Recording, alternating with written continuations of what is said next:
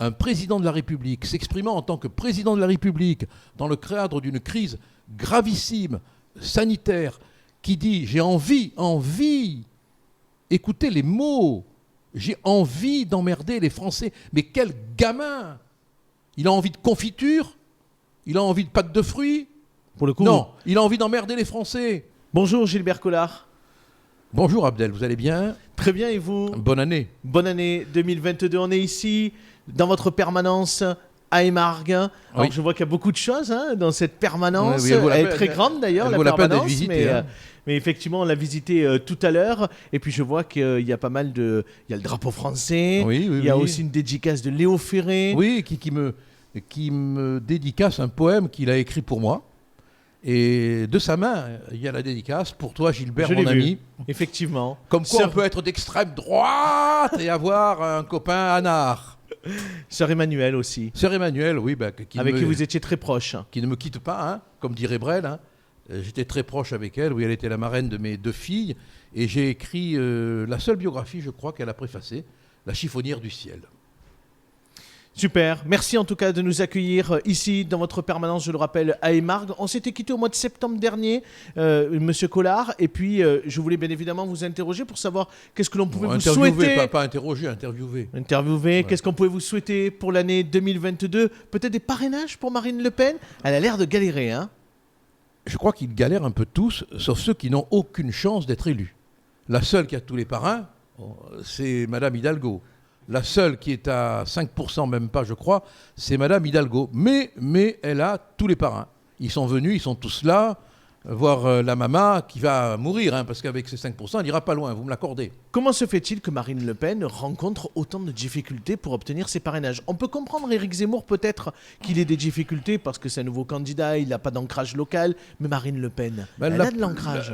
La première raison sociologique et mathématique, c'est que la candidature d'Éric Zemmour lui prend des parrainages.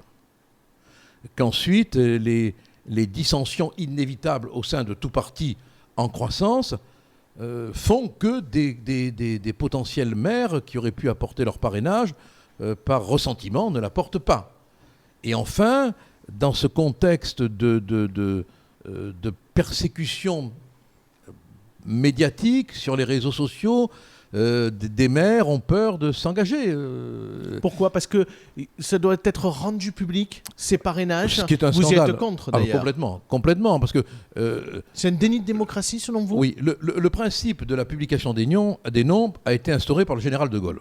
Parce qu'à l'époque, il y avait des candidats complètement farfelus. Bon, j'ai oublié leur nom, mais on avait des dingos qui se présentaient à la présidence de la République. Et ça, pour le coup, c'était peut-être bien. Pour le coup, c'était... Alors, sans parrainage, c'était raisonnable, et il n'y avait pas du tout, sauf erreur de ma part, je suis très prudent, il n'y avait pas du tout le secret qui entourait le soutien. Aujourd'hui, c'est une forme de chantage. Parce que c'est un moyen d'exercer des pressions sur les maires. Quand on sait combien les maires sont dépendants des communautés, d'agglomérations, des aides diverses, des soutiens divers, de la préfecture, bon, on peut parfaitement comprendre qu'un maire, en fonction du soutien qu'il va apporter, n'ait pas envie de s'exposer à des brimades, à des difficultés. Donc ce qui est antidémocratique complètement, c'est l'obligation de faire connaître les noms des maires qui parrainent. Vous demandez à Philippe Ribaud, le président de l'association des maires du Gard, d'apporter son concours pour aider au parrainage de Marine Le Pen. Si on avait affaire à des gens authentiquement démocrates, j'entends par là qui placent la survie de la démocratie au-delà des intérêts personnels. Oui, parce que pour qu'on ait une respiration démocratique, et quand je parle de respiration, en cette période de masquage, ça n'est pas rien. Une démocratie, elle se meurt petit à petit d'une lente asphyxie. Bon, et si vraiment les soutiens de Marine Le Pen, les soutiens d'Éric Zemmour, les soutiens de Mélenchon ne peuvent pas s'exprimer, cette parole refoulée, ce vote refoulé, aura des conséquences sur la vie sociale, inéluctablement. Donc, si les véritables soutiens de la démocratie voulaient lui donner des supports pour qu'elle tienne, parce qu'elle vacille actuellement, il ferait en sorte... En particulier la crise sanitaire. Avec la crise sanitaire et avec les lois votées autour de la crise sanitaire. On en parlera peut-être tout à l'heure. Bon, ils apporteraient leur soutien à tous les candidats. Mais moi, voyez-vous, si Marine Le Pen avait tous ses parrainages, et que Mélenchon ne les ait pas, je lui donnerai le mien. L'autre problème peut-être de Marine Le Pen, c'est aussi la montée en puissance de Valérie Pécresse, la candidate Les Républicains qui a remporté le congrès interne de la droite. Elle est une femme, comme Marine Le Pen. Elle est aussi sur des thématiques qui étaient chères jusque-là au Rassemblement national. Est-ce qu'elle vous inquiète, Valérie Pécresse ? Elle fait et elle dit les archives. Terrible, c'est terrible aujourd'hui. Hein. Le placard à archives. Il faut faire attention à tout ce qu'on dit parce qu'on est rattrapé par ses propres mots. Hein. Là, pour le coup, la vieille règle de droit, le mort saisit le vif. Hein. Là, on est complètement saisi par les pages mortes, les mots éteints qui, hop, ressuscitent et vous dit attention. Bon, elle a dit tout le contraire. Elle a fait tout le contraire de ce qu'elle dit aujourd'hui. Est-ce que la mémoire instantanée de l'opinion publique se rappellera des contradictions extraordinaires qui habitent son personnage et à ce moment-là sanctionneront l'hypocrite.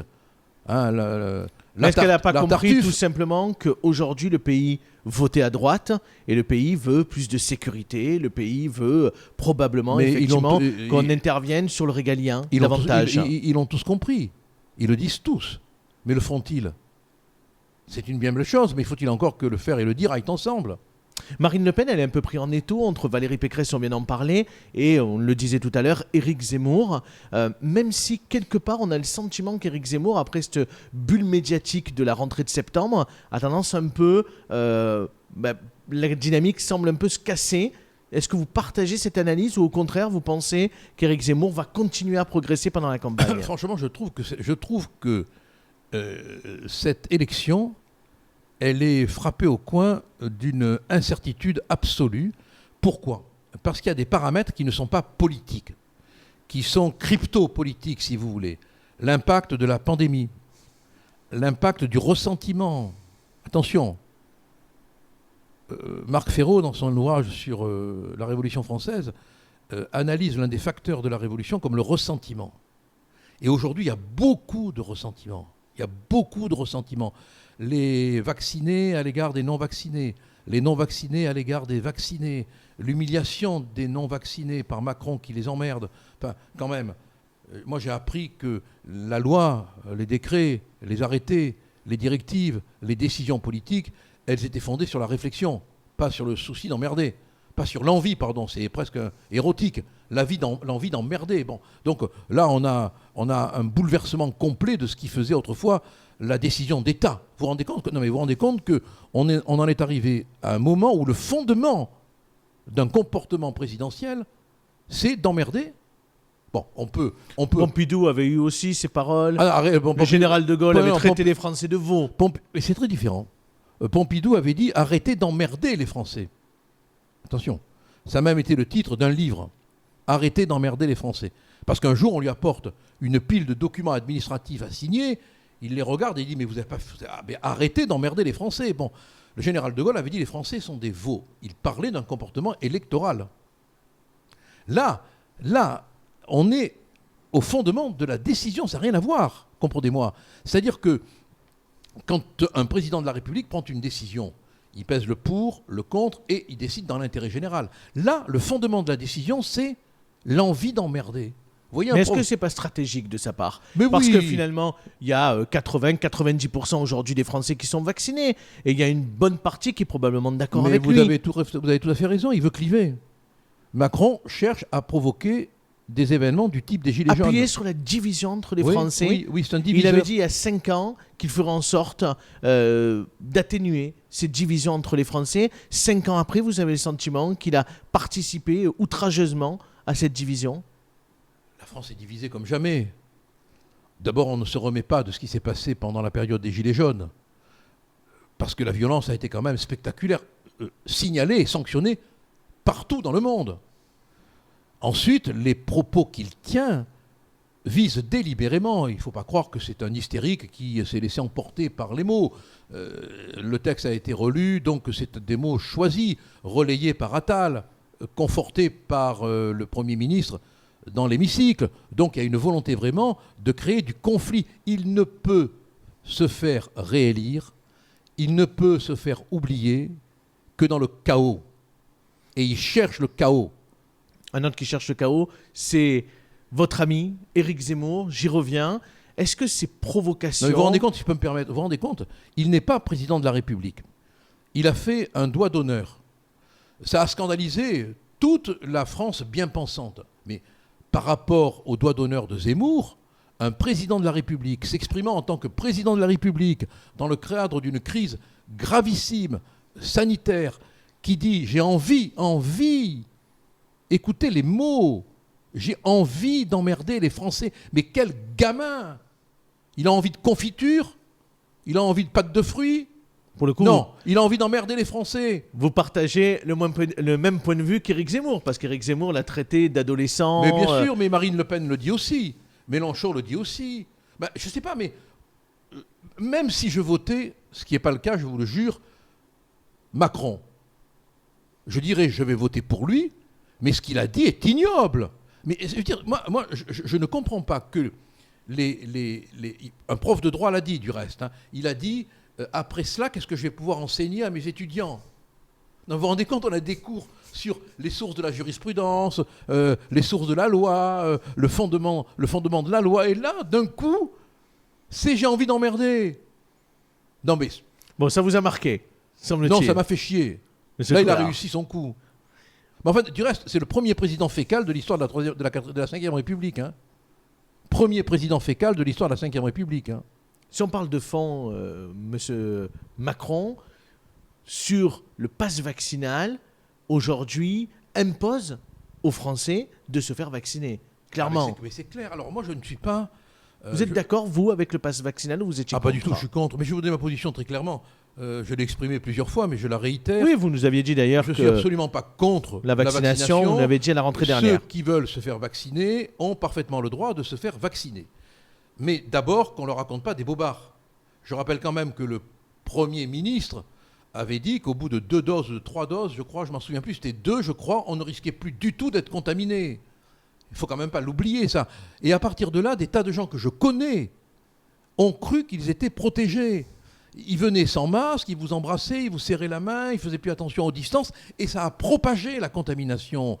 Ça a été un discours d'une totale irresponsabilité, d'autant qu'on sait maintenant, d'une manière indiscutable, que le vaccin, s'il peut atténuer les formes graves, n'empêche pas ni d'être contaminé, ni de contaminer. Donc on n'a pas un vaccin, on a une thérapie de solutions graves. Bon. Qui en plus va se répéter, parce qu'on va être obligé de se vacciner. Qui en plus va se répéter plusieurs fois par an, avec des sommes colossales pour les labos. Je crois que c'est $1000 par seconde de bénéfice. Sans compter les tests, hein, parce que les tests aussi, ça coûte extrêmement cher à la sécurité sociale. Donc moi je ne comprends pas qu'on exerce la contrainte. Qu'est-ce que vous auriez fait à la place d'Emmanuel Macron, M. Collard? J'aurais tout fait pour faire comprendre aux gens que c'était peut-être leur intérêt d'avoir ce médicament pour atténuer les formes graves, et j'aurais laissé les autres, qui ne sont pas plus contaminants que les vaccinés, à la liberté de ne pas se faire vacciner ou de se faire vacciner, en respectant, et depuis le début, je le dis, je me rappelle que j'avais fait éclater de rire un plateau de télé quand j'avais parlé de l'aération des pièces. J'avais vu ça en Allemagne, je leur avais dit sur le plateau, il est nécessaire d'aérer les pièces. Ah, tout le monde avait rigolé. Maintenant, on reconnaît que c'est fondé. Bon, alors, les gestes barrières, la distance, regardez, nous, on se parle, la fenêtre est ouverte, on a une distance raisonnable. Bon, et on est vacciné. Moi, j'ai la 3e dose. Mais moi, la 2e. Mais ça n'empêche pas de contaminer. Hein. Bon, ça n'empêche pas. Hein. Mais ça atténue le risque de forme grave. Alors, vous l'avez dit tout à l'heure. Alors, j'ai lu avec beaucoup d'intérêt la note de l'Institut Pasteur. Ils emploient le conditionnel. Alors, j'ai été très étonné de voir que pour parler de l'atténuation des risques graves, l'Institut Pasteur utilise le conditionnel qui est l'expression du doute, de l'incertitude. Il faut quand même être attentif aussi. Si on va dans le fond du sujet, l'hôpital, on fait quoi? Qu'est-ce que propose Marine Le Pen si demain elle est élue? Qu'est-ce qu'il faut faire pour l'hôpital, Monsieur Collard? D'abord et avant tout, il ne faut pas, en pleine période de pandémie, supprimer des lits. 5700 lits de supprimés en pleine pandémie. Vous vous rendez compte à quel point on a laissé le navire prendre l'eau alors qu'il y avait la tempête? Il faut lancer une grande campagne de recrutement. Mais d'abord, il faut redonner sur l'hôpital le pouvoir aux médecins. Ces agences régionales de santé, qui sont dirigées par des hommes et par des femmes qui n'ont aucune compétence en matière médicale, sauf cas rarissime, c'est inconcevable. On a technocratisé le soin. On a rendu complètement administratif la vision de la médecine, avec une conception de la rentabilité. Le soin est devenu marginal. Il y a une toute puissance des laboratoires, toute puissance. Oh, rappelez-vous le scandale du Mediator, enfin quand même. Cela devrait suffire à nous rendre prudents sur les médicaments. Il avait été labellisé, il avait été autorisé, il avait été promu. Bon, bien sûr. Les agences régionales de même santé, à d'autres vaccins. Voilà, donc moi je préconiserais une reprise en main d'abord des hôpitaux par le monde médical, parce que c'est eux qui sont sur le pont. Une suppression des agences régionales de santé qui servent strictement à rien, on l'a bien vu. Hein. Bon, si ce n'est à nous donner des statistiques. Et le fameux millefeuille administratif. Voilà, et un redéploiement complet de la réorganisation du monde hospitalier, avec un traitement différent, mais sur le plan humain, du monde hospitalier. On n'imagine pas le dévouement. Je sais que votre sœur appartient au monde des soignants. Hein. On m'a parlé d'elle souvent. Hein. Bon, on m'a dit tout le dévouement magnifique, hein. Mais magnifique, vraiment, on me l'a dit. Qu'elle déploie, mais des femmes comme elle. Il n'y en a pas des milliers, mais on en a beaucoup qui méritent d'être reconnus, d'être respectés, d'être honorés par la République. Vous avez vu beaucoup de soignants avoir la Légion d'honneur, vous? Mais moi, j'aurais préféré que votre sœur l'ait plutôt que Mme Buzyn, vous voyez? Parce que d'après ce qu'on m'a dit, elle le mérite beaucoup plus. Monsieur le député européen, 2 questions rapides pour terminer. Plus locales, une question d'abord sur les candidats pour les législatives du Rassemblement national. On en est où? Écoutez, pour l'instant... c'est encore en réflexion? On a des candidats qui ont été adoubés par la commission d'investiture. Il faut que l'adoubement final ait lieu, mais on aura des candidats partout. Des candidats connus sur le Gard? Il y aura Nicolas Maisonnet, hein, bien sûr, qui, à mon avis, qui vous a remplacé. Va devoir se coltiner comme tous les candidats, des candidats de l'équipe de Zemmour, ce qui va rendre la tâche difficile, très difficile. Hein. Il y a vocation à fusionner, à travailler ensemble. Mon but est d'y arriver. Pour les législatives, en tout cas. Pour les législatives, mon but est d'y arriver. Seulement, faut-il encore qu'on ait des candidats qui n'aient pas trop craché sur Marine Le Pen. Sur Marine Le Pen ou sur Zemmour. Voilà, parce que si on veut arriver à s'entendre à un moment donné, il ne faut pas non plus que les coups de poignard laissent des cicatrices qui font mal, vous comprenez? Donc c'est tout mon effort aujourd'hui est de faire en sorte qu'il n'y ait pas de déchirure irréparable. La droite nationale, demain, M. Zemmour, c'est lui qui l'incarnera? Ah non, je pense que Marine Le Pen l'incarnera, mais comme je vous le disais tout à l'heure, le plus grand des navigateurs ne peut pas voir dans le ciel, même s'il est très habitué au mouvement des étoiles, ce que la tempête va dire. Hein. Merci, Gilbert Collard. Merci à vous. Merci beaucoup.